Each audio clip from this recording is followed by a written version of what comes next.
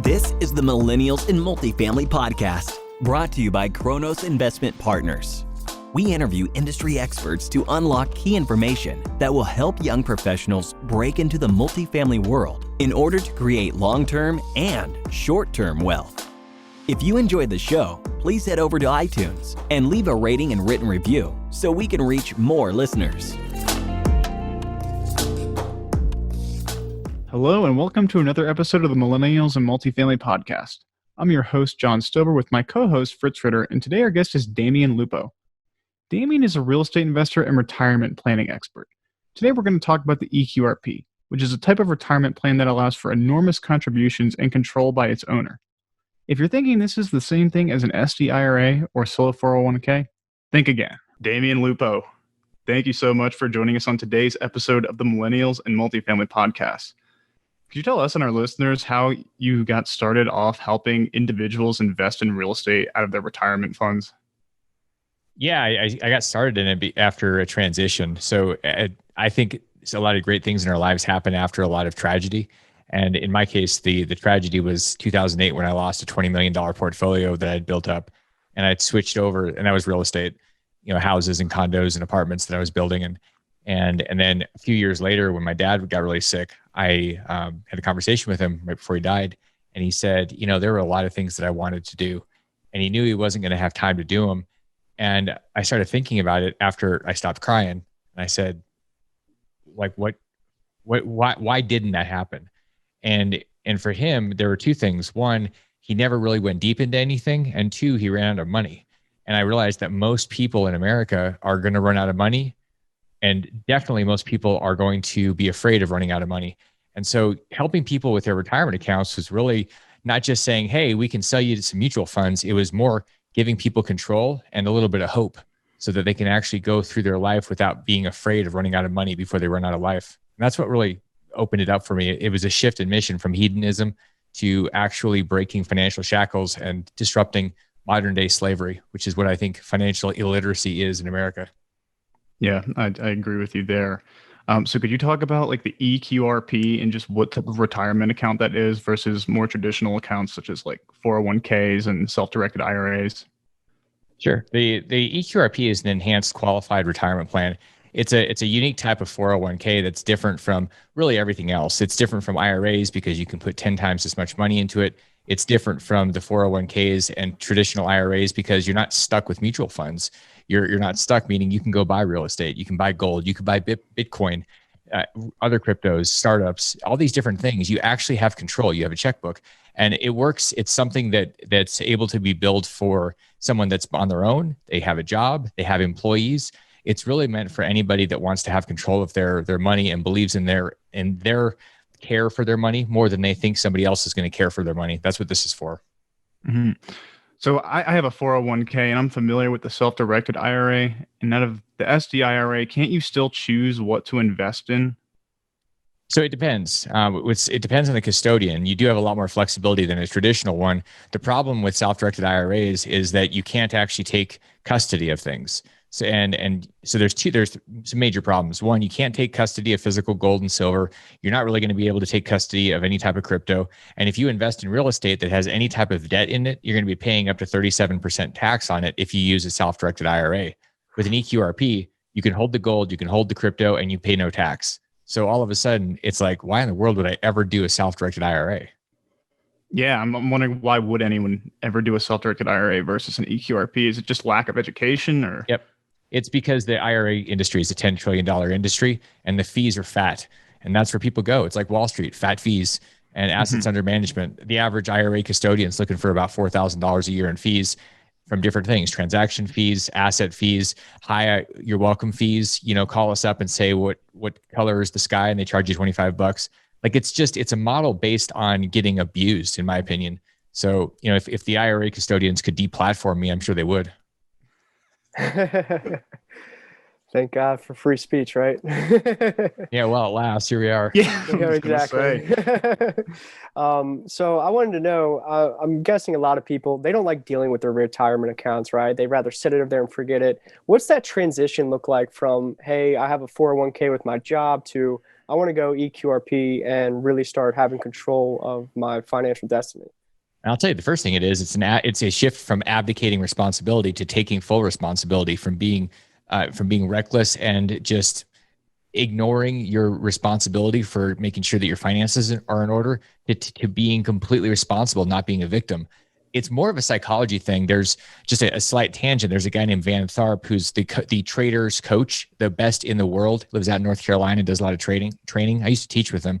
And one of the things he taught me was that in investing and in business, but especially investing, 85% of your success is your psychology. And yet what most people do is they say, what should I invest in? And my response is yourself, dummy. It's your brain. The system is 5%. The other 10% is the positioning, meaning how much you're risking. But most people go right to the 5. I'm like, you're already dead if you don't get your psychology right. So in terms of, switching from one to the other, one, it's the first thing, the biggest thing is, are you actually ready? Or are you going to go blow yourself up because you're going to have all the control? And if you say, I'm ready, I own this is my life, it's my responsibility, then at that point, it's just a matter of getting access to the funds, whether you leave the job or whether we get them out while you're still working there. So it's more whether you should, not whether you can, because most people can, but most people shouldn't. So what are some things people can do to shift their psychology and get them ready to be in that position? Let's say maybe they're not ready now, but they're like, I want to be more involved in this. What can they do to help their psychology? The first thing is get out of the scaredy cat lane. I mean, most people are so afraid of making a mistake. They say they don't do anything. They just sit there and they're paralyzed and they're waiting for everything. It's like they're in their house looking outside, seeing if all the lights are green before they go to the mall or wherever they go. And the truth is, you got to get ready for it. How do you get ready? You take a step. People say, are you afraid? And I say, I'm too busy working to be afraid. Like when you're in action, there isn't any fear when you're in motion, because you can't be doing fear and action at the same time. It doesn't work. So what do? Like, I'm too afraid to even start. Great. Go do something you're not afraid of. Are you afraid of spending $30 buying a silver eagle? Or are you going and talking to a real estate agent? They don't bite usually. So like there's things you can do. And what happens is it creates momentum. And most people think they have to start off this one guy buzzes me on LinkedIn and he goes, hey man, I want to connect with you. And I said, cool. What are your goals, man? He goes, $1 billion under management. And I was like, man, you're starting off with your first deal.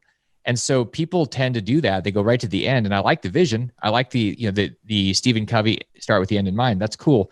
You got to have your first million on your way to your billion. And most people just want to go to the billion, which means they're delusional and they're going to be doing things recklessly instead of building a foundation that's actually going to withstand time.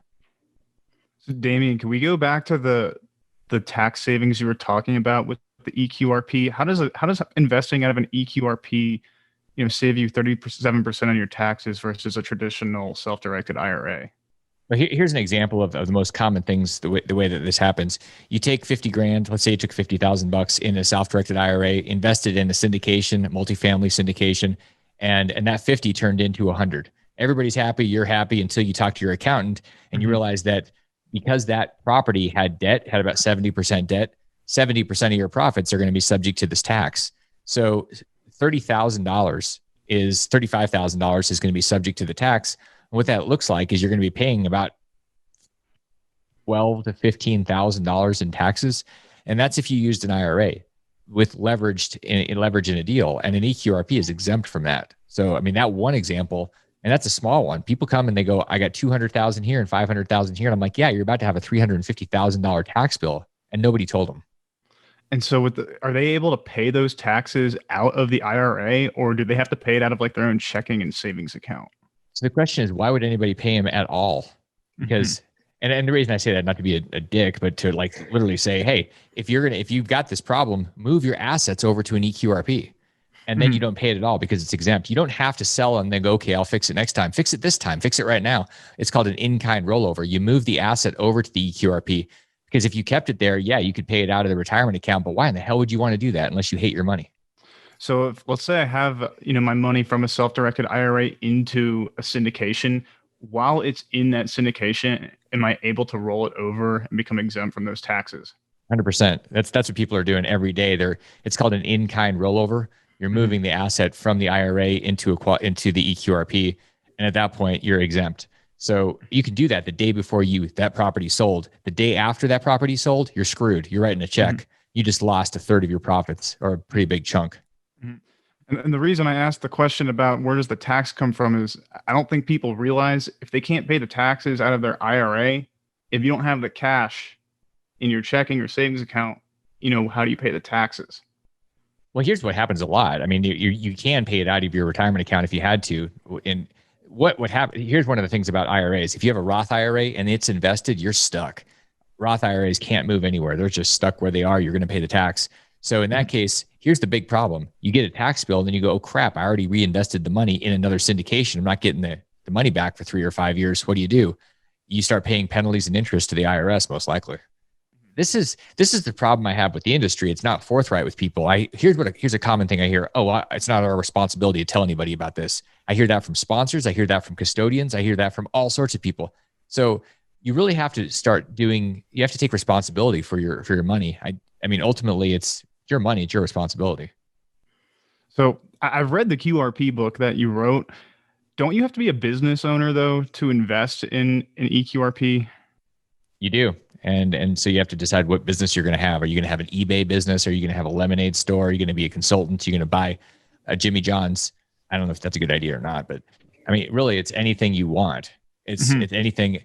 And so, I mean, I'm being very serious. If you have an eBay store, how long does that take to set up? 7.5 minutes. Yeah. I mean, seriously, it doesn't take very long and you're in business. So any type of business, online business, any type of business that you set up, you're good to go. And you can have a W-2. So there is so much misinformation. We all, everybody's yelling about fake news and politics and stuff. I'm like, how about the financial system? That's the biggest fake news that there is. Everybody's pissed off and burning down buildings and, storming police stations and saying it's not fair and all these things and our rights, our lives matter. And I'm like, wait a second. How about your money matters? Why don't you go storm the Federal Reserve? And that's probably going to get me this. The Secret Service probably come after me for that one. But I mean, the reality is we're getting screwed by the printers and Congress. These bankers, these banking systems are screwing everybody. When you think about the dollars, a little off topic, but super important for people that don't know, we have lost 99% of our purchasing power since 1920. That's when gold was $20 an ounce. What is it now? 2,000. That's 99%. It's 100 times more expensive right now than it was 100 years ago. What is that? It's the secret tax. Why are people working harder? Why do you have to have 2 people working in a household? I mean, when you think about the underlying issues, you start going, wait a second, that's a conspiracy. I'm like, yeah, it is. You know who started it? Rockefeller, Carnegie, all these guys. And it's perpetuating our system. And so if you understand the rules, the point of saying that is if you understand them, you can use them in your favor versus being abused by them. So let's say I am a high-paying W-2 earner. I don't really have time to run an eBay store. Is it really as simple as me just opening up an LLC, opening up a shop, and then do I actually even have to, produce a profit or any sales, or is just like having the LLC enough to get an eQRP? It's not enough to just have an LLC that's a shell. You have to have something that has the potential. A lot of people, I mean, I see all sorts of ridiculous things. Oh, we can just set up a bunch of entities. I'm like, yeah, what's the point? Doesn't matter. They're an LLC. No, that does matter. The IRS is going to say, what's the intention of the business? And if you say, well, I have no idea, then they're going to thump you. Well, how hard is it to have an online business? I mean, the whole point of online, if you read Tim Ferriss's books, is you actually can have income while you're sleeping. That's what Warren Buffett says you should do. I think these guys are pretty smart. So if somebody actually is saying right now, I don't have time, stop listening to the show. Because if you want to be financially free, you're going to have to invest some freaking time. It's not going to happen for you. People that think that's going to happen are going to lose their money in the stock market because they're abdicating responsibility. The reality is, it doesn't take that much time. Go look at Tim Ferriss's book. It's 4 hours a week. I mean, you have 4 hours. Everybody has 4 hours. That's how much we spend watching commercials. Right. And would that high earning W-2 worker though be able to take their W-2 salary and put it into the eQRP, or does it have to be income from the business? It's income from the business. So it's income from whatever business. When you talk about a W-2, that's tied to a business of some sort. So once you have your eQRP, you can then roll money from other retirement accounts into it. You can also contribute income that you make yourself. I mean, it's really fascinating when I see people and they start telling me why they can't do things. And I go, okay, like I'm not going to argue with anybody if they're going to tell me why they can't. If they say, I'd like to do this, I go, great, let's figure out how to make it legitimate. Well, aren't the annual contribution limits like $50,000 for an individual for an eQRP? It gets better than that. I mean, this year in 2021, they're 58,000. Here's something cool. You made too much money in 2020. Great. We can set up a plan for you retroactively. a 2020 plan where you can invest, you can put money into it as a contribution, reducing your 2020 income. And we can do that all the way until October of 2021. No, that just changed. That rule just changed January 1st. It's the first time it's ever happened.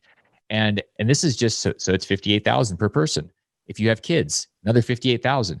Here's a crazy thing. Now, people have kids, they have 3-year-olds, and they go, well, why would I do that? Because you get to take your highest taxed income, pay your kids, and their first tax bracket, 0 to 12,200, is zero tax. So you get to reduce your taxable income by 12,200. It goes to them. They pay no tax. And guess what they could do? They could put that into a Roth eQRP. Now it can grow tax free. Guess what you can do with that money the rest of their life? Take it out anytime you want. Who tells anybody any of this? Not Money Magazine. Wall Street Journal sure as hell ain't going to tell you. Yeah, come on, Jim Cramer. What are you doing? Jim Cramer. Jeez. So like I'm thinking of my parents here and just being a little selfish. I mean, if they ran like a little eBay store, they could take money from their retirement accounts and they could roll it into an eQRP. Even if their eBay store didn't make like $50,000 a year, they could. I don't care if your eBay store makes $50. The reality is you have a bona fide business that can make money. If it's not, look, guys, I've started 50 plus companies. I know what it's like to run a business right into the ground or just spend money on it. And you're like, wow, that was a fun hobby, but it's a legitimate business. I was trying to make money. And any of those businesses would have qualified to have a retirement account.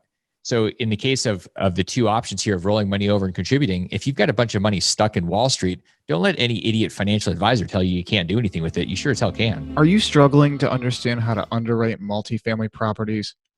Hi, I'm John Stober, and I completely understand your problem. I thought underwriting would come naturally to me due to my background in finance and accounting, but I quickly found out that there aren't a lot of resources that cover this subject. I had no idea whether what I was doing was right, wrong, or just original. I don't want you to have to pick up little nuggets here and there like I did. So I wrote an ebook called How to Analyze Big Apartment Buildings and Make Them Feel Small that puts together all the pieces of the puzzle. We're also giving away a deal analyzer with the ebook, and they're both completely free. Don't wait as long as I did to start chasing financial freedom. Go to bit.ly/underwriting ebook and get your free copy today. And so earlier you mentioned that with the eQRP, you get custody of your assets. Could you explain what that means to have custody? Yeah. It's the opposite of the quasi-norm, quote unquote norm. Norm is, somebody else has to hold and babysit my stuff because I'm too stupid and too irresponsible. That's basically what they tell you, by the way. If you talk to a financial advisor, it's very condescending. You know what? I have all these credentials called letters behind my name, which means I memorized a bunch of crap that doesn't matter. That's not going to make you money, but looks important. So they tell you you're too stupid. Custody means they hold your assets. In reality, the tax code says the trustee gets to hold them and you can be the trustee. So that means if you have physical gold and silver, if you have real estate, you can hold these things. I mean, I don't know how you hold real estate. I guess you can go scoop up the dirt. But the truth is, it's up to you. The trustee gets to do it. And you get to choose who the trustee is, including you, which is what most people do with an eQRP. So with an SDIRA, if you're investing in real estate, you can't have an active interest in the business. Is the same limitation true for the eQRP? So this is where the company comes into play, the compliance. And so what the rules around you influencing, meaning you participating actively in something that your retirement account is investing in. And so what that basically means is the IRS says, look, you can only contribute $58,000 a year. If you went out and started doing something as an active part of an investment that your retirement money was in, that'd be additional contribution. So there's no way to quantify that. So they say, no, you can't actively participate. So the answer to your question is you can't do that in any retirement account, be active. And so you have to think of this as your passive investment. Does not mean you have to hand your money over though. You can absolutely invest it in something you find, real estate deal or syndication, and then the money's working for you. It's not meant to be a job. It's meant to be a place for your money to work. Right. So it's a passive investment that you have custody and control over. Yeah, you get to choose. I mean, there are rules. If you think that you can go buy some gold and put it on your front porch with a sign saying, "Please come take my gold," then you're a bad fiduciary and they're going to thump you. So you can't do. I mean, but some of this stuff is like common sense. Problem is, common sense isn't very common anymore. So you kind of have to tell people, don't be an idiot with your assets. Man, my grandmother used to say that all the time. No joke. So, with the SDIRA industry being so large, though, let's say someone wants to roll their money over into an eQRP. If they go talk to like their CPA or their attorney, is there like a very strong chance that they're going to have no idea what they're talking about and get bad advice or legal counsel? There's 100% chance that they're 99% not going to know. I don't even know what that means, but they're basically they're not going to know, and it's because the tax code it's tens of thousands of pages, and the area of the code under ERISA, which is 50 years old, is not a place where CPAs, accountants, attorneys are really going to make money unless they super specialize. There's not many of those people, so you rely on people that specialize. You rely on a firm like ours, where with somebody that wrote the book and the team that understands the code, and this is all we do. If you go talk to an accountant, most of them are going to say, I have no idea what an E what, a Q what. And so they know an IRA has a $6,000 contribution. They know a 401k. All right, cool. Let me see your W-2. You made a contribution. Beyond that, it's not that they're dumb. It's just, there's no good reason to memorize tens of thousands of pages. You just focus on what makes you money as an accountant generally. And so you bridge the gap either with an expert like me and the team, or you find a new accountant. And would you? Sorry, I was going to say. So, go ahead, John. You're probably more with this question. I was just going to ask. If someone came to your company to set up an eQRP, are you able to refer them to accountants and legal advice so they don't have to go find it themselves? The best in the country. We have these people there. We have direct lines to them. We have unbelievable numbers of people that we send over to a small group of accountants and attorneys because we know that they deliver. And so they're basically a direct referral, and they get in the door when most people might have a hard time getting in because these people are so backed up. And so they do have access to those brains, which is what you need. It's a team sport. Mm-hmm. So I kind of wanted to ask you, like, what's point of view of the investor? You just signed up, you transfer all your money to eQRP. What does that look like as you invest in maybe a 5-year syndication? Are you allowed to take distributions to yourself like out of that, or is it all just grow in there?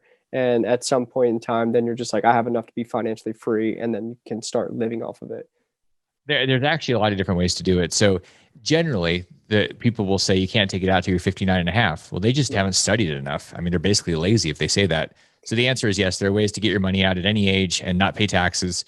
There are ways to do that because of the current tax laws with real estate professional status, cost seg, things, maneuvering, offsets. I'm not going to go super detailed into it because I just completely lose most people. The reality is, yes, you can do it, and you could be 40 years old and get all of your money and live on it. So I've had people that were 30 in their 30s, and they had a few $100,000 and they exited the rat race. It was a few $100,000 in their retirement account, and we created a plan, and they were done. Like, they literally were done, and now it's the FIRE thing, financially independent, retire early, that whole thing. Well, that's what these people did. Most people don't realize they have an asset that they can actually use to live. They're like, oh, shoot, man, that's 25 years away. No, it's not. You got bad information. Fire your advisors. So I know with my, I have a 401k, I'm able to take loans from it to, fund a real estate project I'm doing right now. Is it the same thing with the eQRP? You kind of alluded that there are ways to access the money before you're 59 and a half. That's how do I say this without being, a dick again? That's the idiot's way to access the money. It's what most people do. No. What I mean by that is there's way more. That's what everybody knows about. So not saying you're an idiot if you've done it. I'm saying if that's the only thing that somebody says they can do, they're being an idiot. The reality is you can convert it, you can pull it out. There's lots of ways to get it out.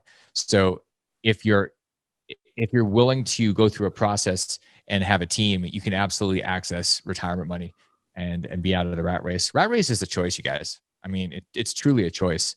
People are in it and they bitch about it, but the reality is they can say, okay, I'm out. And for most people, it's less than 5 years, if not 3 years, and they can go from 0 to free. But most people are just too lazy. Yep. So, I like that answer. So eQRP and solo 401k, are those just two different terminologies for the same thing, or is there a difference between the two? Now I'm going to thump you because the very first thing I said was that an eQRP, and this actually annoys me because there's a lot of idiots out there that are trying to make their solo business something that it's not. They're trying to, I can scroll them off. They're ripping off our DNA. The very beginning, the eQRP is available for individuals. It's available for people with employees. What does a solo restrict? Can't have employees of any type. You can't have part-time, you can't have full-time. eQRP allows you to do it. And it's because it's built differently. So all these a-holes that are out there telling everybody that it's just a marketing term, I like to punch them in the face. And it's because they're lying to people and they're ripping them off. And instead of being honest about, okay, this is a different thing, then they don't want to say that. And so I think there's a lot of I know there's a lot of misinformation out there because people hear that kind of stuff from people like attorneys. I mean, there are some guys, I saw some videos last night and I wanted to reach through the screen and just like whack them because they're confusing the public about what's true. It was just fake news. And they do that because they're trying to confuse people into giving them their money and ripping them off. Wait, so solo 401k, you can't have employees. So it's you can't have part-time, full-time, you cannot have employees. And I mean, that's the nature of a solo. It's for an individual and you have limited liability. You build up a solo and you get sued. I hope you're not in California because that thing is on the table for somebody taking it from you. And they say, oh, there's no difference. An eQRP has ERISA protections in it, meaning it's not touchable. There are other ways, there are other pieces of it that are built differently. So reality is that you're talking about a Ferrari versus a Pinto. And if you don't know what a Pinto is, it's kind of like a Ford Taurus or worse. Yeah, I'm not a car guy, so I'm glad you explained that. But everybody knows what a Ferrari is. And then when you have a Ferrari, you can go where you want to go. It'll take you there as fast as you want to go. You've got all the maneuverability. And I mean, okay, it's a Ferrari versus a wheelbarrow. How about that? Right. A hoopty. I know what that is. Okay. And so eQRP, whether you're a self-run business with just yourself or you do have employees, you're able to open up one of those accounts. Yeah, one of the big problems we have a lot of people that are switching their solo 401ks because I mean, here's the thing: either you can think small and say, okay, I'm going to have a 401k and I'm going to make way less money when I retire, and therefore I'll be in a lower tax bracket. And this is a good idea. If you take conventional wisdom, you're basically going to be broke your whole life. You're going to be poor and broke.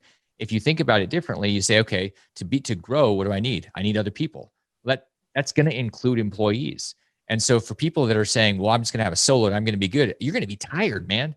Like you need to have some other people on your team.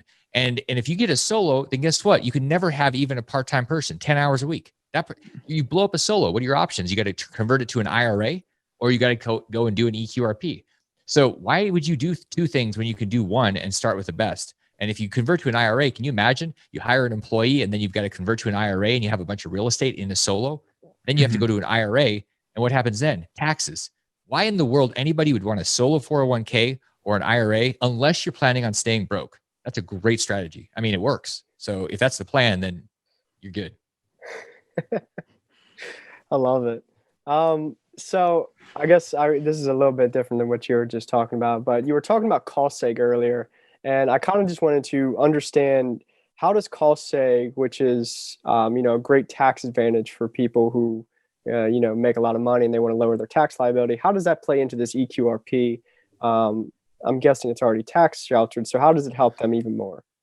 There's tax shelter and there's tax free, and there's tax free for life. So the ultimate goal for everybody, all of us, all three of us on this, everybody's listening, is to have a big old pile of money in a Roth account, in a Roth eQRP, because it's never going to be taxed. You can leverage it. You can control your assets. So how do you get your money to a Roth eQRP?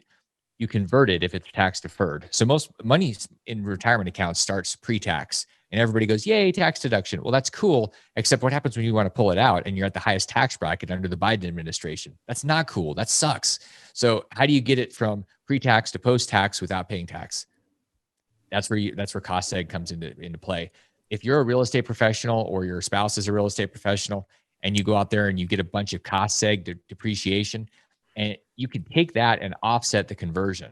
And let's say you converted 100 grand from pre-tax to Roth, that 100 grand is going to be added to your income.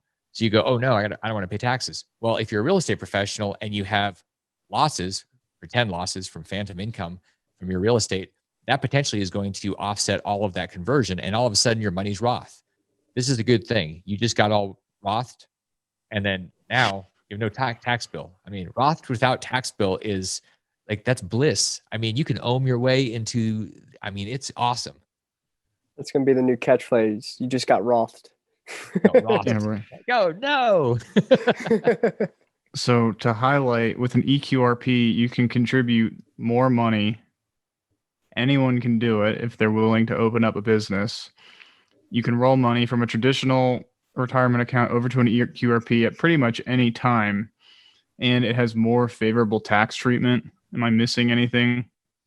It's got liability protection. You can have employees to lever. Uh, you can hold your assets. It's if you screw up. Here's the deal. If you screw up in an IRA, like a lot of people have self-directed IRAs and they have LLCs inside of them and they think they have checkbook control. You screw up, the penalties can be over 100% of the assets. Just imagine that. $100,000 you screw up, that's how bad the IRA consequences are. You could have a penalty bill of over 100 grand. It's a lot more flexible. It's not nearly as painful with an eQRP because it's built under the 401 section. So there is no good reason to have an IRA unless you're lazy. And so would one of the attorneys that would they be able to advise you on how to access the money? Because if there's just not much great advice out there, how does someone like figure out these tricks of the trade? They don't. They build a team. And I mean, we're part of the team. Accountants and attorneys are part of the team, but it really is a team effort. And so the worst advice, it's funny because I've literally had clients that talk to their previous plan people that built their solo 401ks and their IRAs. These are attorneys that did it and told them, don't worry about the UBIT tax. That's the unrelated business income tax. It's the 37% tax. They said, don't worry, the IRS isn't going to see that. That was their advice. It's in writing. I have the emails. I was like, are you freaking kidding me? So if you see a dumb attorney that's like a sly slime ball telling you that, you're like, oh, cool. And it's all over the internet. Like there's all sorts of fake news.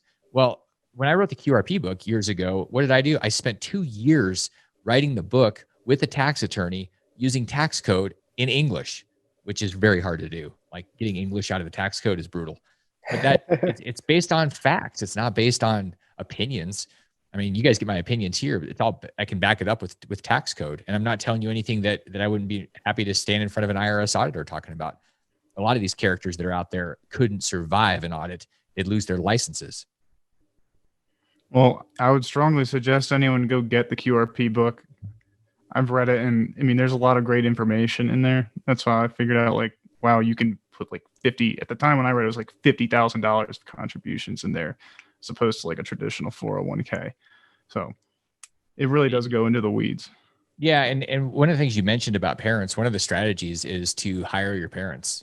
If your parents, if you're going out and you're doing real estate or whatever you're doing, go hire your parents, start a company.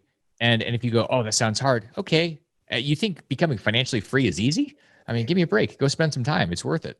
So you go hire your parents, and your parents have them do something. They could be the chairman, chairwoman, chair it, whatever we're calling people now. I don't know. You have them be part of your deal. And once they're part of your deal, pay them. And then say, you got to contribute to this thing. Make me the beneficiary. And they're like, cool. Do I get free dinners? That's what my dad did. He's like, do I get free dinner? I'm like, sure, free dinner. You get to be the chairman. So it's a great strategy for legacy planning. And you think about it. Some people say this is just like poverty consciousness. People think, well, if I talk to my parents or my grandparents about setting this up, that's just taboo. And I'm like, what is wrong with you? You think that your parents and grandparents want to have money going to the government? Why would they not want it in their family? Do they hate you? Did you do something to piss them off? Because if you didn't, why go have the conversation? Mm-hmm. Yeah. No, that's awesome. Well, so Damion, I wanted to get to our next section of the show that we call the Fast Five. It's the same 5 questions we ask every guest that comes on the show. So if you're ready, let's get right to it. Is it going to be faster than we've already been going? I feel like the Micro Machine guy, like talking this fast, but hey, let's go, man. Five fast questions. Yeah, right. So question number 1 is if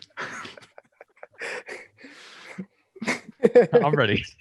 Question number 1 is, if you were in your early 20s and you had to start all over again, how would you do that? First off, I'd probably punch myself in the face and say, you're not that smart. And I would go find somebody way balder and way grayer, probably balder, because you go gray and then you go bald. Like I'm bald. I went gray and bald and I'm 43. I would find somebody and I would say, look, here, I'm paying you a bunch of money and giving you permission to slap the shit out of me. Make sure that I'm not stupid, because in your 20s, you think you know too many things. I'm 43. I know less than I knew back then. I think about that. So that's your answer. Go find somebody balder, grayer that you pay a painful amount of money to give you wisdom. That's what you're buying. You're not buying them to tell you, that you don't need regurgitation. You need what they've gone through, their scar tissue. That's what you're buying. Go do that. It'll change your life. Great advice. So how do you see young professionals adding the most value to experienced operators in this space is normally the question I asked. But I want to ask you, how can young professionals get into this as early as possible? How can they set this up right now? before they get started in that 401 trap? Are you talking about the eQRP? You're talking about real estate? Yeah, eQRP.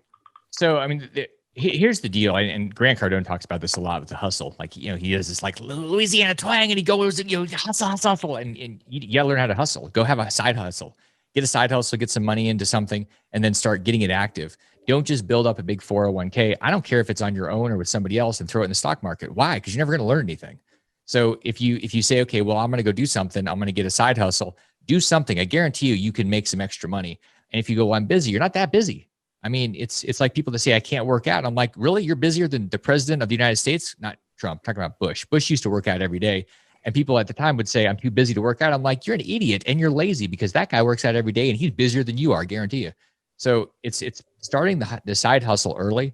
And the best way, a friend of mine did this, and he became financially free in his 20s.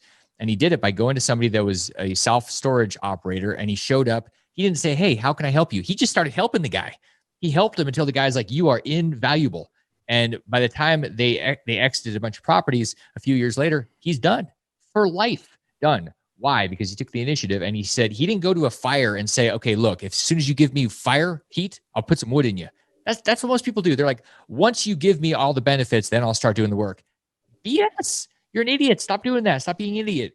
In fact, if you want to really understand how much of an idiot you are, go read Larry Winget's book or books. Shut up, stop whining, get a life. I mean, your life is your own damn fault. Like, this is the problem. People don't actually look in the mirror and see that it's their choice. So go out there and put a lot of energy into something and stop asking for money. Awesome. So question number 3 is what's the biggest mistake you've made in your career, and how have you since adjusted your business because of that? So this is a common thing, because we're so taught in our system that's been around since Rockefeller did this with the education system 100 plus years ago, that if you make a mistake, you're a moron. That if you make 50% wrong, you fail. They kick you out. They say we're going to send you into the woods so that wolves eat you, and that's what we think. And so we tend to try to get A's. And I did the same thing. The biggest mistake I made was trying to get it all right and just memorizing and playing it safe. You see this. I mean, go to a bank sometime and see if you can get anybody to not, to take a risk. They're like afraid because they're going to lose their job. What I think is that our primal brain kicks in and says, if you make a mistake, you'll be eaten. I worked in the Arctic Circle. I had to take out the trash in the Arctic Circle. This is where they drill the oil. And if I went out there and I made a mistake, there were polar bears that would eat my ass. I had to literally dodge and duck freaking polar bears so that I didn't die taking out the trash. You think your problems are bigger than that? They are not. So making a mistake, you're not going to be eaten alive. And when I look back, I would have just made a lot more mistakes a lot faster. I'd read John Maxwell's book, Failing Forward, because the mistakes is how you grow. It's where you create wealth. It's not the money that creates wealth. It's the amount of mistakes you make with the scar tissue that builds the muscle. Love that. So what's been your favorite way to incorporate technology or social media into your business? You guys are going to love this. The freaking off button is my favorite technology. And it's because the technology is more and more disruptive. It prevents us from thinking, and algorithms are making choices for us because we're so predictable. And it's like, if you haven't watched The Social Dilemma, watch that thing. Great show. You can see how, oh my God.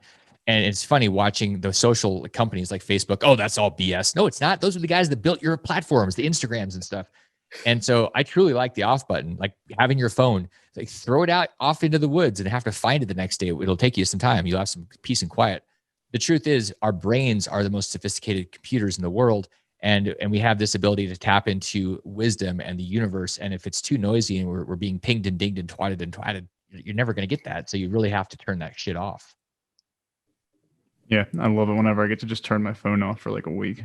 Man, you get a choice every day. Just turn it off. Like, I mean, it's people think that they have to have it.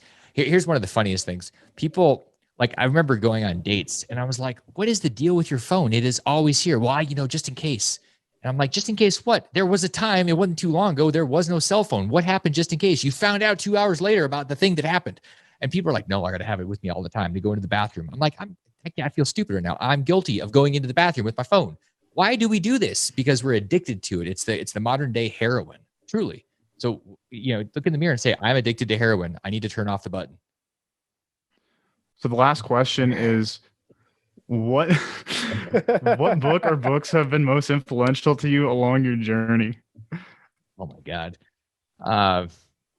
I mean, the common one, if you haven't read Rich Dad Poor Dad, read it and then read it again. And a couple of recent ones, Principles by Ray Dalio, because if you don't have a principle-based life, you're just going to go wherever the wind throws you around and whatever Facebook tends to throw in front of you. And the other one that I think is very, very powerful, and I've written 12 books. Notice I haven't thrown any of my own out, but the mastery. And why? Because I'm a martial artist. I've been studying for 20 years. There's a guy that by the name of George Leonard that wrote Mastery. There's another book called Mastery by Robert Greene. I'm talking about George Leonard. And it's about the process of going towards mastery. You're never going to become master. Like it's ridiculous to think that I'm going to achieve mastery.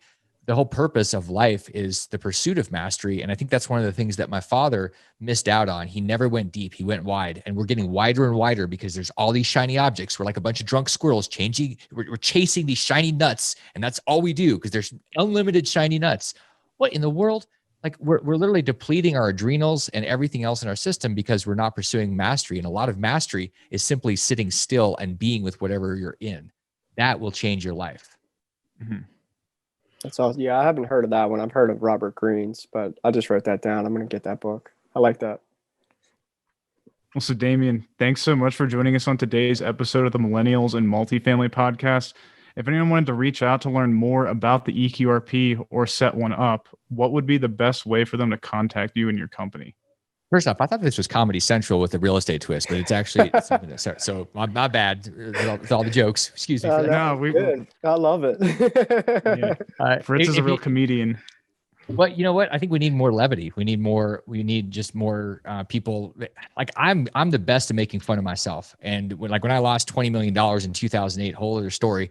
I was feeling like, oh man, I'm the worst thing ever because my self-worth and net worth were all tied together. Now I'm like, wow, that was an amazing opportunity to learn a whole lot about how stupid one person could be. So now I look at things and I think it's important to have fun. If you want to have fun, join me on Financial Underdogs, my daily podcast where I talk like this every day, like see how long you can handle that for. And if you want to learn about the QRP and the space and the eQRP, eqrp.co, and I'll make it easier. Just go to eqrpbook.com and get a copy of the book. I'll send it to you. It's on me. It doesn't cost you $7.95 for shipping. It's just free. I'll give it to you.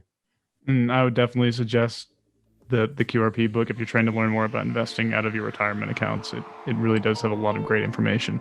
Thank you for listening to the Millennials in Multifamily Podcast, brought to you by Kronos Investment Partners. If you enjoyed the show, please leave us a rating and a written review at iTunes so that we can connect with more people. Finally, head on over to kronosinvestmentpartners.com and sign up for our newsletter so you can stay updated on everything we're doing. If you're interested in partnering with us as we find new opportunities, you can also schedule a phone call with us under the Contact Us tab at kronosinvestmentpartners.com.